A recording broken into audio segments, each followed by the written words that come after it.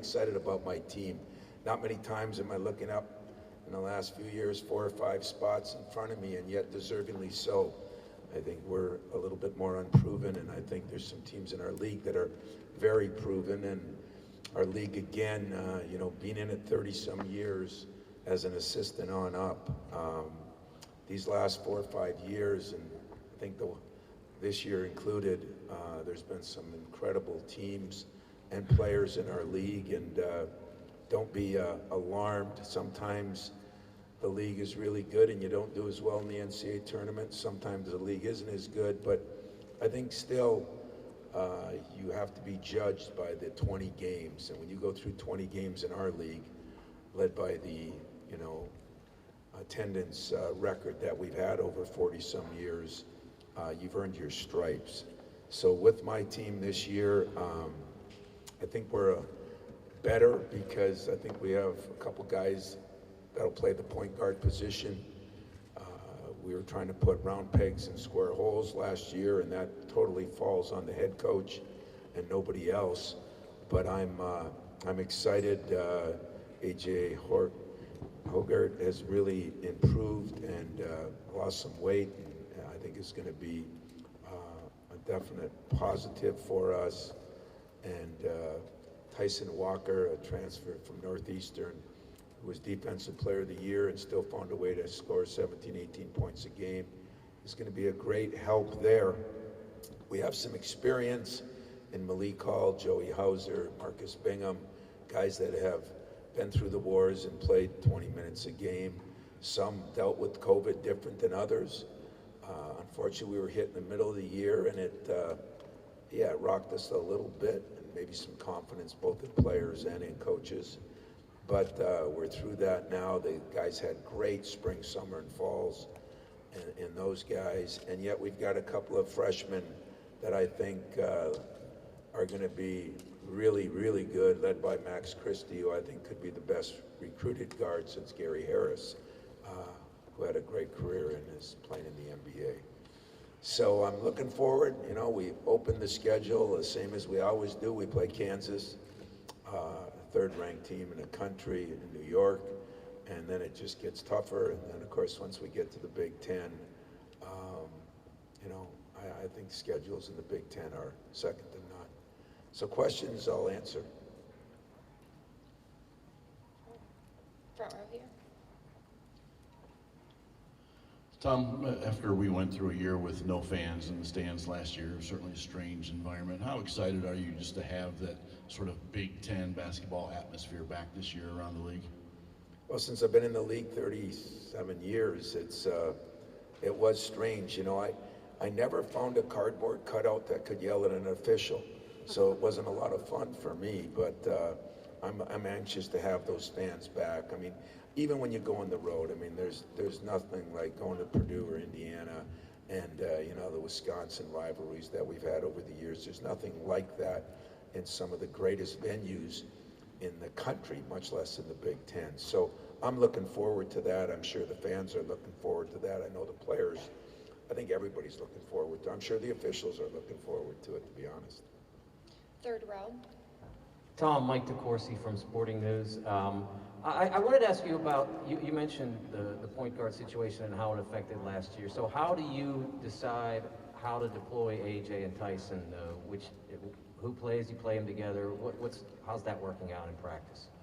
Well, it's worked out very well, Mike, and you know, right now we feel we have 8, 9, 10 players deep, and we'll have to make those decisions. But unlike football, you know, where kind of you get one quarterback and that's it. I mean, in basketball, you definitely can play 2 guys, and these guys, the way Tyson shoots it, I think can play together some too, and I think you'll see some of that, you know, in a league that is filled with big men, and we do have some very good big men, and Bingham has really improved his strength, so he's going to need that with a number of good big men in our league, but you still usually win championships with guards, and guards have to be good. So I think you'll see them playing together some.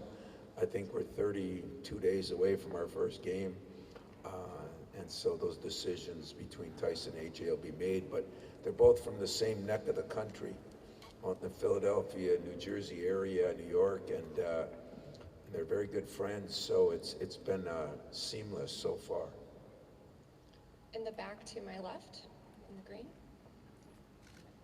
Hi Tom, Sarah Tidwell from the State News. I was just wondering what you think of the new era transfer portal, how you're adapting to recruiting, and what you think these freshmen and transfers from over the year are going to bring to your team. Well, I've been pretty vocal about the transfer rule, and the one thing I'll stick with, I'm in for anything that'll help the student athletes. But sometimes giving people things and options create problems for them. I'm more worried about what happens. I mean, it's going to work to your advantage sometime. I mean, a fourth-year guy with experience is going to be better sometimes than a first-year guy that's even a star. But I just worry about all the movement and what are they moving for, you know? When the going gets tough, are we just bolting, are we hanging in there? There is a place and a time, and you know, where everybody thinks the coaches are worried about roster management. Hey, we get paid to make roster management decisions. I'm more worried about what does it do to the student athlete. And I think of how many guys I've had as we've had reunions, even 2 weeks ago. I think of how many guys that would have transferred if it was the modern day. Not just a few of them ended up in the NBA.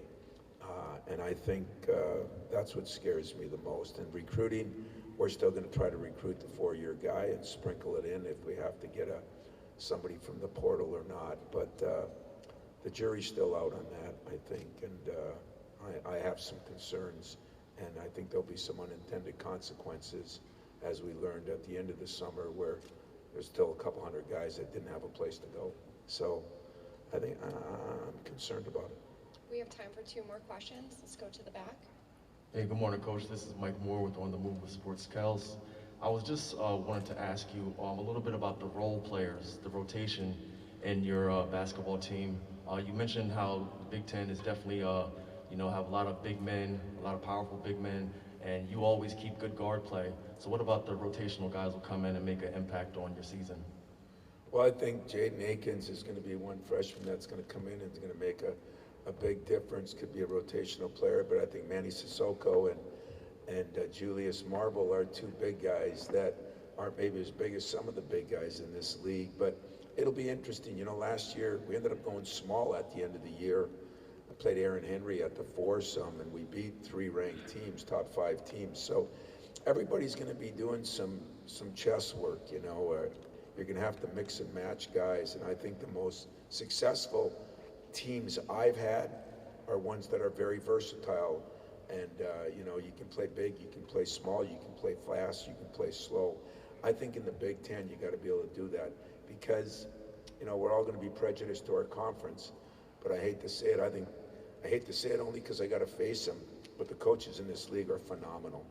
They are phenomenal, and we just added a couple new ones that are really good too. So you're going to have to be able to make adjustments. That's for sure. Our final question from the front corner. Hey Tom, Brendan Shabath from WDBM. Obviously you've got some talented freshmen coming in, and all of them kind of do their own thing and have their own skill set, but who are you expecting to be the main benefactor on the court for you guys, and who are you expecting to get the most out of this season? Well, I think some of the main benefactors could be Bingham, could be Hauser and Malik Hall, and maybe Max Christie, because I think we're going to be a better passing team. I think we're going to be a better running team. We've always been a good running team, and you know, maybe without the same quarterbacking last year, we didn't do as good a job of that. And again, I'm going to reiterate 100 times, because every kid that I've had and the kids that have left, I still stay in good contact with. It's nobody's fault but the head coaches. But in saying that, I think because we're going to have guys that can penetrate and kick more and pass more, I think Hauser, Hall, Christie's, you know, Gabe Browns are going to benefit a lot. And if we get our running game going, we'll be able to utilize our depth a little bit more. And but you know, what's hard for all of you is I get a kick out of people picking things in magazines. Nobody even knows who everybody has. There's with the transfers, with who's going to adjust, who's going to come in, who's it going to work out for, and who's going to be a bust. I mean, those things are all going to be factors in this season as we move forward. And you look at from COVID, I think it's going to be an exciting year. I think it's going to be one where our league will stand up, and hopefully they stand up in the NCAA tournament. Because last year we too were one right in this state that had a big lead and lost at UCLA that went on to a Final Four. So I'm looking forward to normalcy. I'm looking forward to fans in the stands. I'm even looking forward to have face-to-face with you guys and gals. It's kind of boring when you got to do it over Zoom. It's no fun. You can't get any arguments. You just got to sit there and do what you do. And I'm looking forward to getting back with all of you. And I appreciate what you did last year and how you sacrificed. And I'm looking forward to seeing you all together. Thanks.